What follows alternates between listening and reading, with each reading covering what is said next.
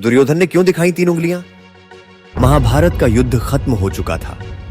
कौरवों की विशाल सेना और उसके बड़े योद्धा वीर गति को प्राप्त हो गए थे।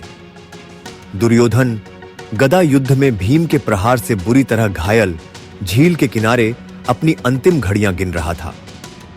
मृत्यु के निकट दुर्योधन ने अपनी 3 उंगलियां उठा ली और श्री कृष्ण की ओर देखा। उसके चेहरे पर क्रोध, पछतावा और चिंता का मिला जुला असर था।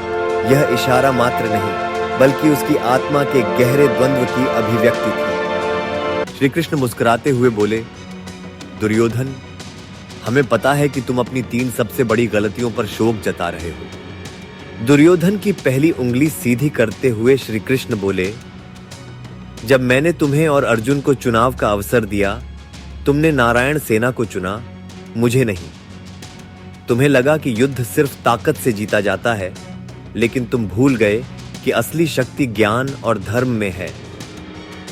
अगर तुमने अहंकार त्याग कर मुझे चुना होता, तो मैं तुम्हें धर्म और नीति का मार्ग दिखाता। इस युद्ध को टाला जा सकता था, लेकिन तुम्हारी इस गलती ने तुम्हारे पतन की नींव रख दी।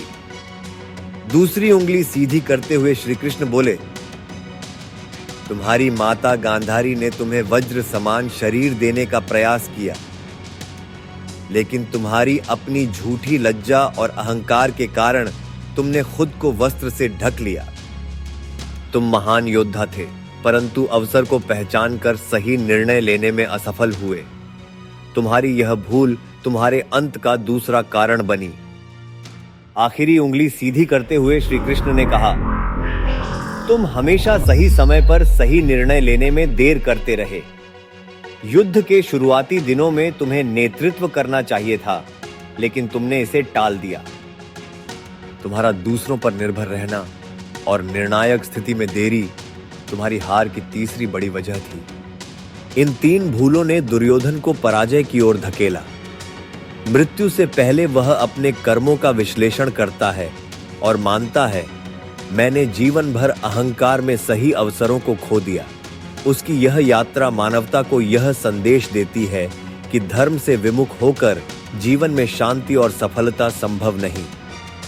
अगर आप भी दुर्योधन की तरह कभी अहंकार या गलत निर्णयों की ओर बढ़ रहे हो, तो इस प्रसंग से सीख लें। समय रहते सही निर्णय लें और धर्म के मार्ग पर चलें।